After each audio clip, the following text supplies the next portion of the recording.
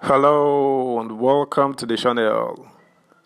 The Department of State Services DSS has again alerted the public of a new threat alert as some people are just hell-bent on disrupting the planned, smooth and peaceful transition of government on Monday. This news has just simply refused to go away.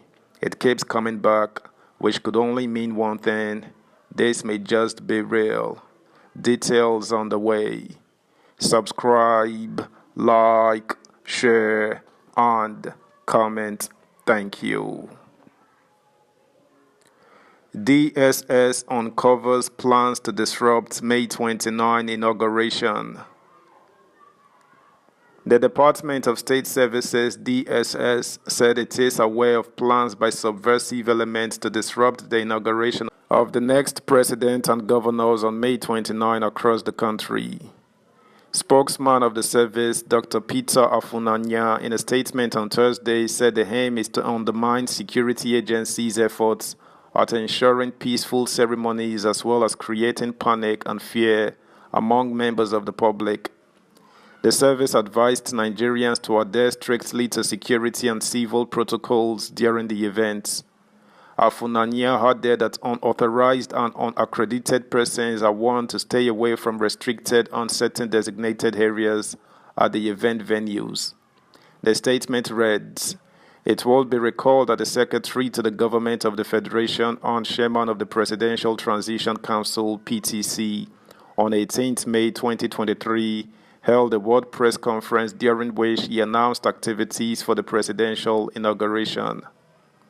The major highlight of the activities is the swearing-in of the president on 29 May 2023 in Abuja. On the same date, new governors will also be inaugurated in most of the states. The service is, however, aware of plans by subversive elements to disrupt the programs in parts of the country. The aim is to undermine security agencies' efforts at ensuring peaceful ceremonies as well as creating panic and fear among members of the public. Based on this, citizens, the media, and civil society organizations are advised to adhere strictly to security and civil protocols during the events. They are also urged to shun fake news, false alarms, skewed reportage on narratives, and sensationalism that may likely inflame division, tension, and violence prior to and after the exercises. This is more so that such undesirable acts will serve no purpose other than destroying national unity and cohesion. Additionally, all unauthorized and unaccredited persons are warned to stay away from restricted and certain designated areas at the event venues. The service reiterates its earlier call for the populace to remain calm and law-abiding. Meanwhile, it will continue to sustain collaboration with sister agencies to ensure successful inaugurations. Meanwhile, the federal government has unveiled a schedule of events for the 29 May inauguration of the incoming administration. Barring any last-minute decision, President-elect Asiwaju Bola Ahmed Tinubu will be sworn in as Nigeria's next president come Monday, May 29, 2023.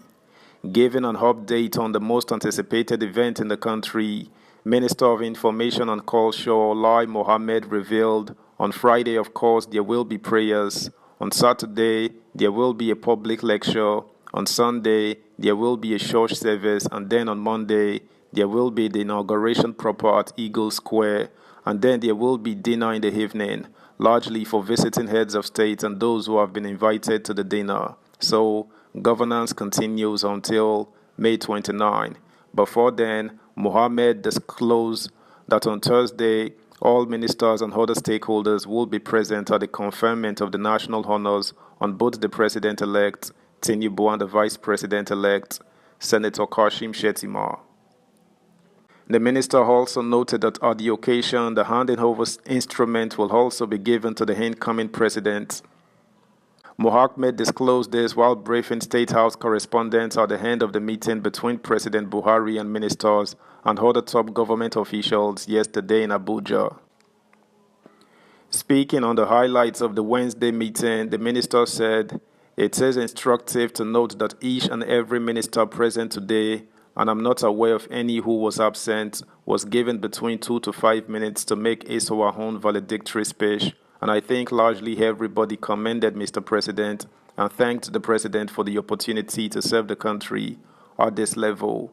Many also took the opportunity to reel out what his or her own ministry or department had achieved over the last 8 years. Of course, there are about 3 classes or categories of ministers. There are ministers that came in 2015 and those who were retained till 2023. There are ministers that came in 2019 and have been there till 2023, and there are the last batch of ministers that came in about 9 months ago. Subscribe, like, share, comment, and please turn the notification bell on. Thank you. Continuing, he said, so everybody made his or her own valedictory speech depending on how long he or she had been occupying the position. But generally, I think it was just a glorious moment for all the ministers to thank the President, thank their colleagues, and also give gratitude to God that a journey that started in 2015 is ending very well in 2023. I think everybody, including the Chief of Staff, Secretary to the Government of the Federation, Head of Service, the Vice President, all made their valedictory speeches, and then the President responded, and I think largely he thanked all of us for our contributions and prayed for us in our next endeavor. He reiterated the fact that we should all go back to our offices so that we can carry out the assignments and tasks assigned to us in respect of the transition program. Earlier, the Federal Executive Council FEC meeting yesterday, President Muhammadu Buhari said he is looking forward to returning to his pastoral work after handing over power on May 29, 2023. Buhari at the FEC meeting, attended by his vice, Professor Yemi Osinbanjo, and other cabinet members, lauded both the senior and junior workers for supporting his administration for 8 years. He thanked all the ministers for their steadfastness in pursuing the administration's goals, urging them to support the incoming president, Bola Tinubu, even from outside government. The Nigerian leader stressed that he will be happy to do the many things that he has not been able to do since May 29, 2015, when he took over the government from President Goodluck Jonathan, one of which he noted to be pastoral farming. Buhari's comments from the FEC meeting are contained in a statement issued on Wednesday by Special Advisor on Media and Publicity, Femi Adesina. That's the news, guys. Thanks for listening. Until next time, bye.